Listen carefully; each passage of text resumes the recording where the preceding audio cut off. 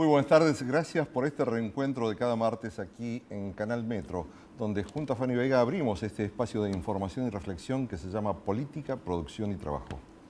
Y aflora en la boca de los argentinos, pero en la boca de muchos, dos palabras por estas horas: diálogo y consensos.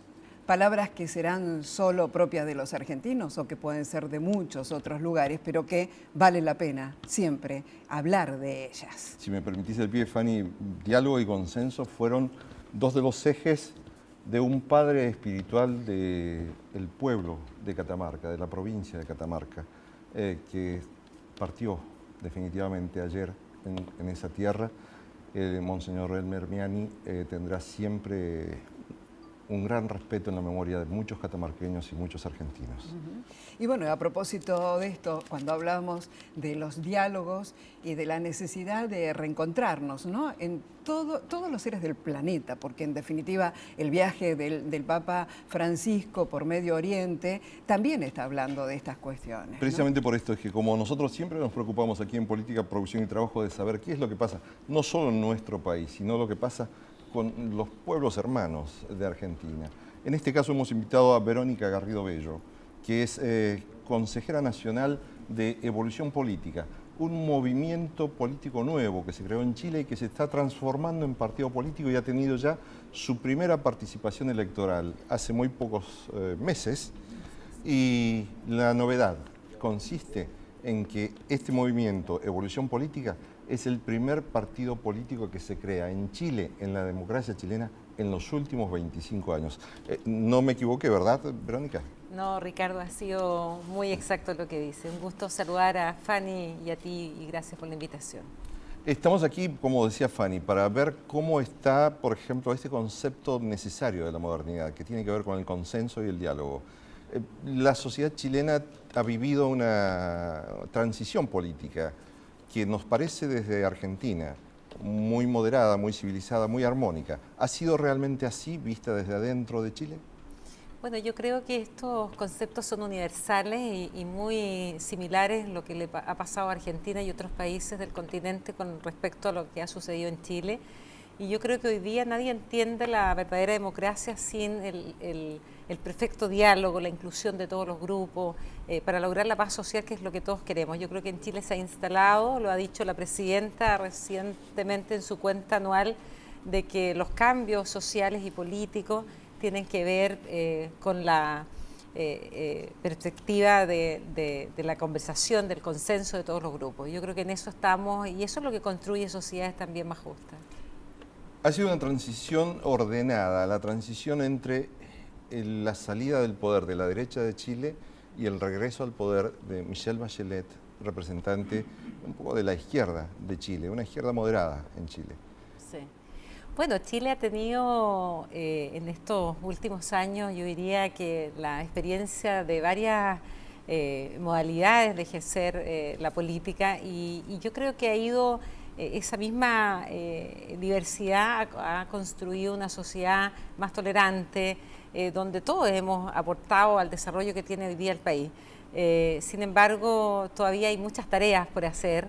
Yo creo que hoy día la presidenta Bachelet tiene un escenario muy distinto al que tuvo el año 2008 cuando fue electa la primera vez, porque hoy día tiene mayoría en el Congreso, por lo tanto muchas de las reformas que se imaginaron en un tiempo hoy día sí van a poder concretarse y yo creo que ese es el cambio más importante que tiene. ¿Cuáles son los principales temas de la agenda política de Chile en este tiempo?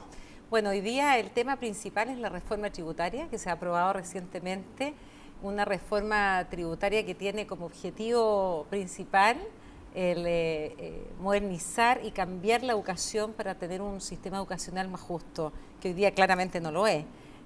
Todos los recursos, que son alrededor de 8.300 millones de dólares, van a ser destinados a la reforma educacional, que es la segunda gran reforma que la presidenta se ha propuesto. Y a propósito de la presidenta, hace poco tiempo estuvo aquí en la Argentina, fue su primera visita al exterior y es un gesto. ¿Cuáles son los primeros pasos que crees que va a dar en el sentido de la relación bilateral? Bueno, yo creo que Chile hoy día tiene una muy buena oportunidad con Argentina. Pues lo conversábamos anteriormente por la cantidad de actividades comerciales que tenemos en conjunto. Yo creo que hoy día no tenemos en la agenda problemas limítrofes, etcétera. Sí los tenemos en el norte de Chile con otros vecinos. Y yo creo que estamos en una posición muy favorable para incrementar nuestra relación como países hermanos y vecinos. Y yo creo que el gesto de ser el primer país que visitó la presidenta Bachelet, el vuestro, Argentina, denota eso, pues, el interés por seguir estrechando lazos. ¿Crees que es posible que haya un mayor acercamiento de Chile hacia el Mercosur, es decir, hacia la región latinoamericana con los principales socios, como Brasil, como Argentina, en vez de continuar esa línea de asociación del Pacífico, con México, con Colombia, con Perú? Sí, yo pienso que Chile tiene una deuda histórica con el continente, que es trabajar más en la alianza que tú mencionas. Yo creo que por razones económicas y del modelo económico que se implementó en Chile, nuestras alianzas fueron más centradas en las exportaciones, ¿verdad?, en otros ámbitos del planeta. Pero hoy día yo creo que la integración latinoamericana es fundamental y Chile tiene que ser un actor relevante que no lo ha sido. Y yo creo que hoy día hay cada vez más conciencia de aquello y espero que así sea, por el bien de todos nosotros. Yo creo que tenemos muchas más cosas que nos unen, que nos desunen, así es que a ponerse a trabajar. Y a propósito de tu movimiento, ¿qué crees que va a pasar con ustedes? ¿Cuáles son las perspectivas? ¿Cuáles son los proyectos que los están motivando por ahora? Bueno, Evolución Política, que también se denomina Evópolis, un movimiento, como decía Ricardo, que nace después de bastantes décadas en Chile que no ocurría esto. Y la verdad que ha incorporado a mucha gente joven, mucha gente que se considera apolítica. Es difícil el concepto, pero algunos lo manifiestan. Y tiene, yo diría, la gracia que es bastante consenso. Entendemos que los cambios vienen a ser, no tienen dueño los cambios sociales, son de todos nosotros. Y hay una preocupación seria por invertir y sobreinvertir en educación. Nuestro líder, que hoy día es Felipe Kast, electo diputado, una mezcla bien extraña, porque su padre fue ministro en la época de Pinochet.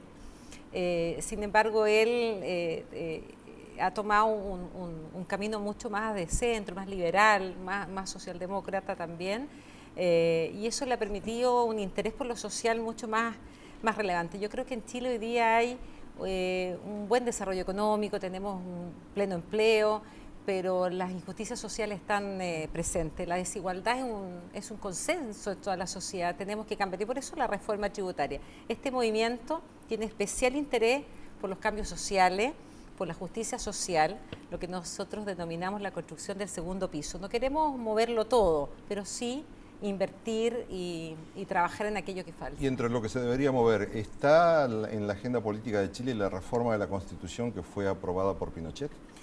Sí, eso es parte de la tercera tarea, reforma tributaria, reforma educacional y reforma constitucional. Se han dado algunos pasos, tuvimos la reforma del voto voluntario, pero tenemos que dar término a algo que hace inconclusa nuestra democracia, que es un sistema que nosotros denominamos sistema binominal.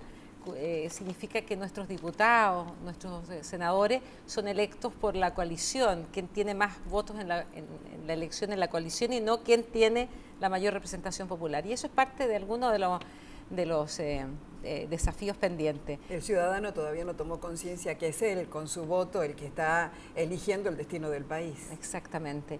Y por otro lado, también incorporar a través de... Se ha discutido mucho lo de la Asamblea Constituyente, pero bueno, la idea es incorporar a toda la sociedad en la elección de la nueva Carta Fundamental. Verónica Garrido Bello, consejera nacional de Evolución Política, el primer partido político que se crea en Chile en los últimos 25 años. Muchas gracias por estar aquí dándonos tu visión de la democracia chilena aquí en Política, Producción y Trabajo. Muchas gracias.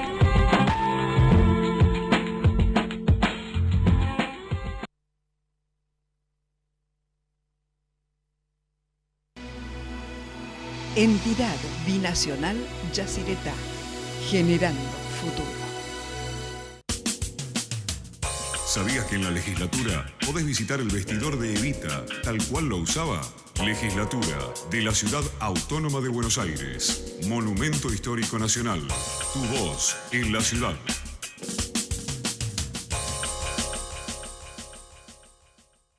Servicios Regionales del Sur, Sociedad Anónima. Trabajamos integrando comunidad y empresas.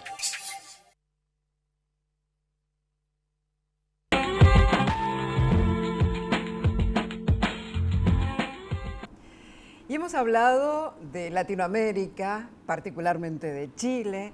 Hablamos de la necesidad de seguirnos integrando regionalmente. Esto es clave para cualquier economía.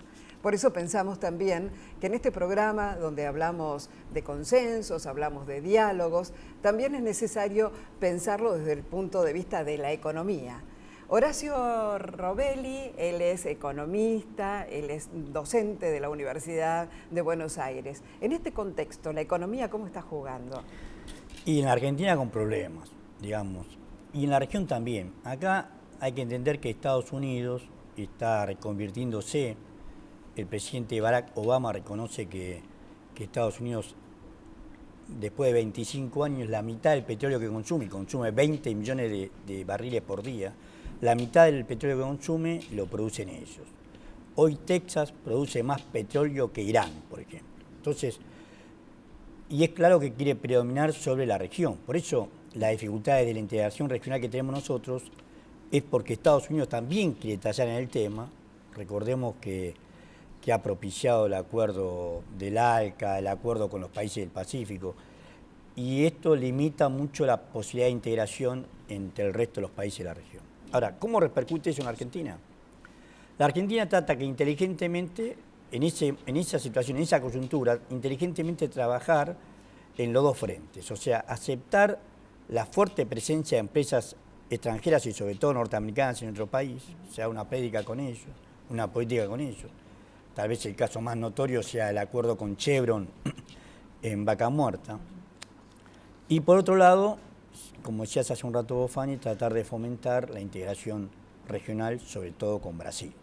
Y también se lo vamos a consultar a otro economista que se suma a nuestra mesa, Agustín Datelis, integrante de la Gran Macro, uno de los movimientos asociados al kirchnerismo.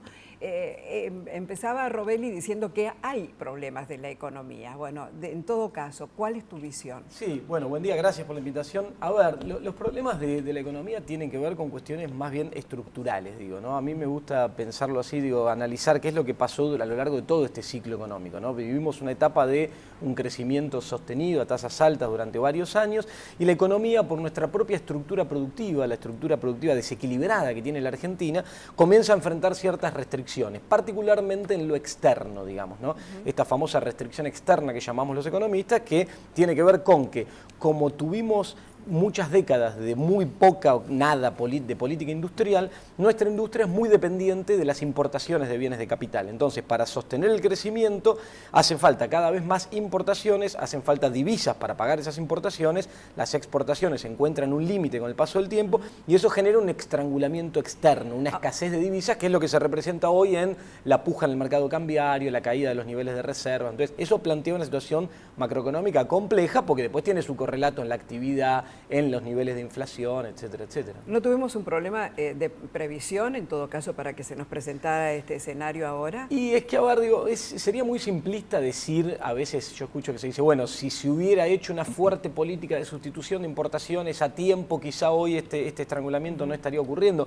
Digamos, yo creo quizá una postura intermedia, que se podría haber avanzado quizá un poco más en ese sentido, en términos de sustitución de importaciones, de mayor política industrial, seguramente, pero también entiendo una realidad muy compleja de la política, de la economía argentina y de la política económica, de dónde viene la Argentina y la necesidad de todo este tiempo de haber sostenido la tasa de crecimiento, haber avanzado en términos de empleo, haber acompañado todo este proceso con política social, mejorado en términos de integración, de mayor equidad en la distribución del ingreso. Todo eso fueron grandes logros. Entonces, a veces acompañar las dos cosas, a veces cuando uno habla dice, bueno, 10 años hace que está este proceso, ya es mucho. Yo lo que digo es que pensando en una situación de desarrollo económico de largo plazo, 10 años es nada, digamos. Entonces, creo que el punto esencial hoy es esto, es avanzar en estas políticas que terminen de cambiar esta ecuación. Agustín, pero pareciera que no se ha avanzado en el manejo, de algún modo, por ejemplo, de las tasas de ganancias de los sectores que forman precios en la Argentina. Bueno. Pareciera que no se ha avanzado en el manejo del sector financiero, porque el sector financiero está teniendo una rentabilidad altísima, tal vez la más alta del país, y con tasas que son también una forma de realimentar el circuito inflacionario. Sí, sí, y aparte yo creo que una de las críticas del último tiempo, por ejemplo, es que esta dinámica que bien marcada del sector financiero, etcétera, ha cambiado la ecuación macroeconómica y el crecimiento que tenemos hoy se explica más por el sector financiero y sectores de servicios que por la industria o por la construcción como era hace unos años atrás. Creo que ese es el camino que hay que retomar y la ecuación que hay que revertir. Y en este sentido, creo que si bien algo se ha avanzado, creo que hay que avanzar mucho más fuerte. Y una de las claves, es interesante lo que marcas, porque una de las claves creo que tiene que ver con el rol que el Banco Central tiene como regulador del sector bancario en Argentina a partir de la modificación de la Carta Orgánica. Creo que entre las herramientas que esa nueva Carta Orgánica le da, hay una que es clave, que es el redireccionamiento del crédito y cómo el Banco Central puede actuar sobre los bancos para direccionar el crédito hacia cuestiones productivas pensadas en el largo plazo. Horacio Robelli, ¿es posible para el Banco Central intervenir para moderar, por ejemplo, la tasa de interés en el sector financiero, la tasa de interés para el consumo del ciudadano común? Lo que pasa es que hay un trasfondo, que lo explicaba también bien Agustín, que es la restricción externa. O sea, nosotros tenemos pocos dólares. Entonces, el clásico Boca River en la economía es la tasa de interés contra el dólar. Fíjate que cuando vos tratás de bajar la tasa de interés de los plazos fijos, la gente va al dólar, porque la expectativa es que el dólar... ¿Por qué depositan en pesos o se quedan en pesos? Porque la tasa tiene que ser lo suficientemente alta como para que los convenza de no pasarse a dólar. Ahora, esto es lo que hace a los depósitos. Pero el problema con el sistema financiero, y que es confiscatorio del capital de las empresas, que ellos cobran una tasa activa mucho más alta. O sea, la tasa activa en este momento, por un descubierto en cuenta corriente para una pequeña o mediana empresa, no baja del 65 o 70% anual. ¿Quién puede pagar 70%? O sea, estamos en una situación de emergencia, es una situación muy coyuntural, es un equilibrio inestable, no se puede mantener por mucho tiempo, y por eso la permanente presión sobre el tipo de cambio paralelo, porque están esperando que esa tasa baje para pasarse al dólar nuevamente. ¿Podrá este gobierno corregir esa situación que describe Horacio Robelli? Yo creo que sí, pero que hay que avanzar en algunas cuestiones estructurales importantes. Me parece que eso que explica Horacio es así, el mercado funciona de esa manera y el rol que se tiene desde la política económica es jugar sobre ese proceso de expectativas, ¿no? Sobre qué gana la tasa de interés que paga un depósito para hacer que el público quede colocado en pesos o la expectativa de evaluación del tipo de cambio. Y ahí es donde el Banco Central tiene formas de jugar sobre estas dos cosas. Hasta ahora se frenó la corrida del mes de enero, como explicaba Horacio, con una suba muy fuerte de tasas, pero esa suba de tasas en un momento se tiene que moderar, porque tiene su correlato sobre la actividad económica. Esto que les decía, si uno se financia al 60-70%, evidentemente eso afecta a la actividad porque no hay forma de sostenerlo y además tiene un traslado a precios también. Entonces, ahí es donde hay que trabajar fuerte con el tema del control y la regulación del Banco Central, las tasas de interés, etcétera, etcétera. Ahora, el rol de la política económica es avanzar en cuestiones relacionadas con lo fiscal, con el frente externo. Por eso, por estos días, la noticia de acercamiento al Club de París, lo que está pasando con los holdouts en Estados Unidos, es importante. ¿Por qué es importante? Porque si Argentina logra explotar los beneficios del desendeudamiento, es decir, aprovechar que tenemos niveles de deuda tan bajos para acceder a los mercados voluntarios a tasas bajas, a tasas tolerables de un dígito que puedan ser beneficiosas para el país, se puede sortear esta situación de corto plazo, de expectativas, coyuntural, que implica tensiones y realizar las modificaciones más estructurales que son la clave, que tiene que ver con los procesos de sustitución de importaciones, industrialización, etcétera, etcétera. Vamos a ir a una pausa, pero les dejamos a Agustín Datelli y Horacio Robelli la pregunta para que reflexionen en el corte, en los 30 segundos de corte, si el ciudadano común tiene alguna expectativa que tiene que tener en cuenta algo especialmente para manejar su propia economía de bolsillo, porque finalmente lo que importa de la política es cuál es la calidad de vida del ciudadano. Vamos a una pausa, por favor.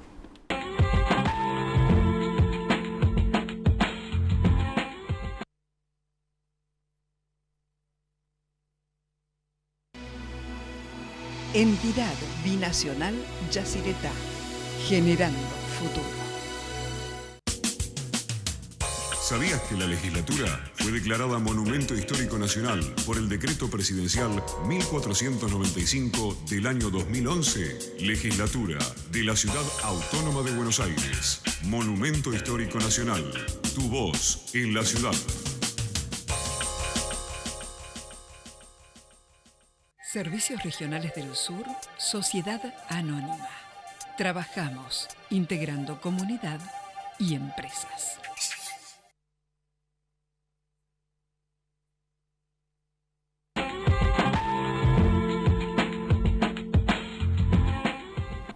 Nos preguntamos, frente a Horacio Robel y Agustín Datelli, dos economistas, si el ciudadano común debe reducir su consumo, debe de algún modo reducir sus expectativas de calidad de vida en los próximos 12, 15 meses. De vida no. Yo lo que sí creo que la economía ahora se va a empezar a enfrentar una situación más compleja de lo que era hace un tiempo atrás, que se va a ver en menores tasas de actividad. O sea, la economía va a crecer a un ritmo más lento, evidentemente.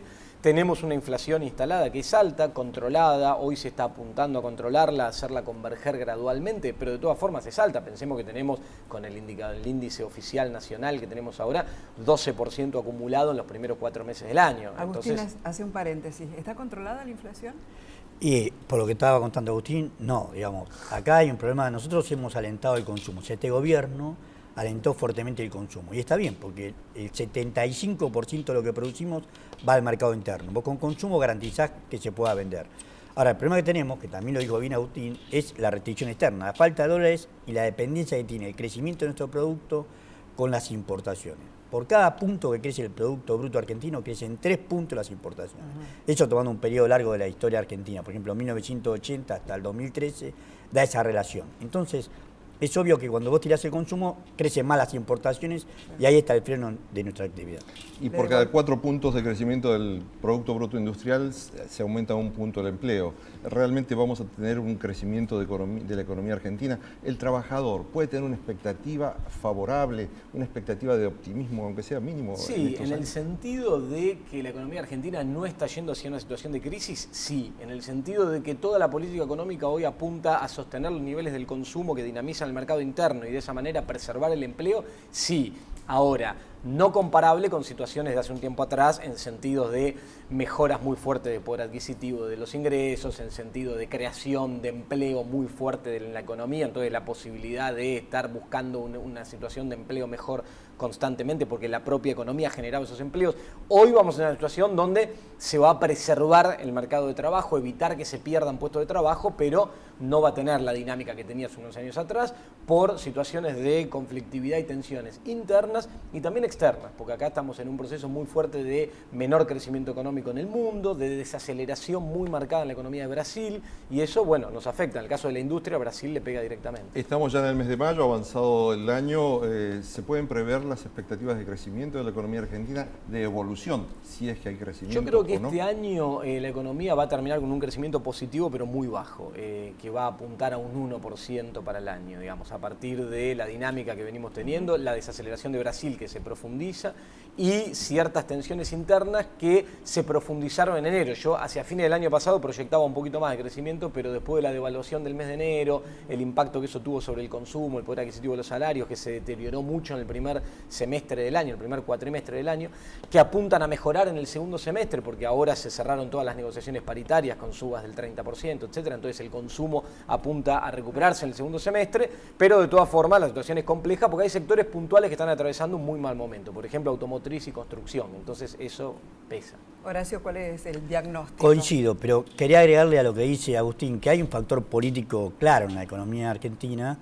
El factor político es cuando termina un gobierno constitucional, lo hemos vivido en el radicalismo, Ricardo se acuerda bien, sí, absolutamente. en los asiagos días de 1989, en el 2001, siempre tienen que ponderar lo que decía él, el conflicto que van a crear los sectores especulativos, los sectores que especulan, los sectores especuladores, en tratar de presionar sobre el dólar. Y el gobierno va a tratar de preservar las reservas internacionales y preservar la cantidad de dólares que tienen porque es la restricción más grande. Entonces, por tratar de preservar el sector externo, va a frenar el nivel de actividad. Si vos estás dependiendo de las importaciones, la vas a frenar. Y al frenarlo van a aumentar la conflictividad sindical, ¿no? Seguramente, y la economía va a crecer menos, seguramente, pero la prioridad en un gobierno que se va, en un gobierno constitucional que se va, es preservar las reservas internacionales y los dólares.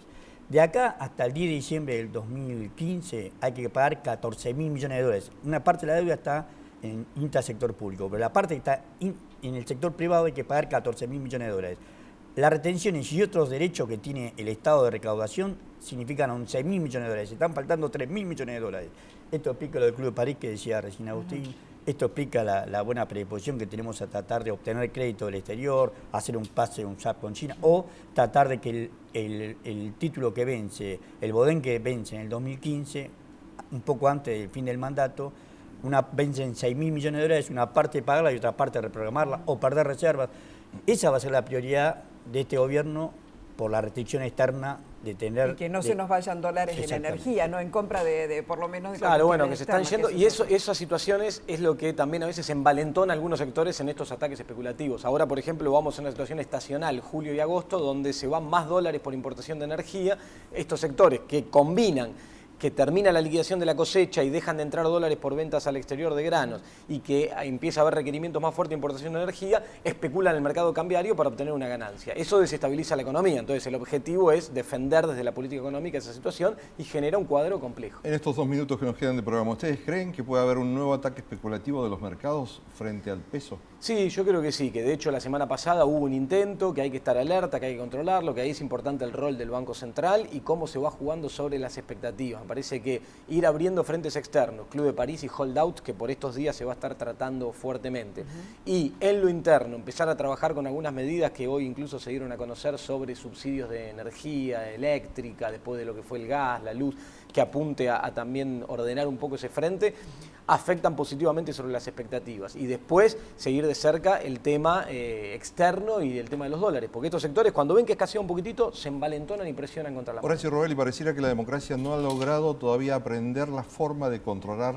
el ejercicio autónomo de los mercados presionando sobre la política. Y porque hay unos grandes intereses empresarios en Argentina, apuntalando lo que decía recién Agustín, vos tenés, según el INDEC, argentinos que viven entre nosotros, residentes argentinos que viven entre nosotros, tienen afuera 217.000 millones de dólares y están especulando con que esos dólares comprar por la mitad lo que vale el doble. Por eso están buscando el derrape cambiario.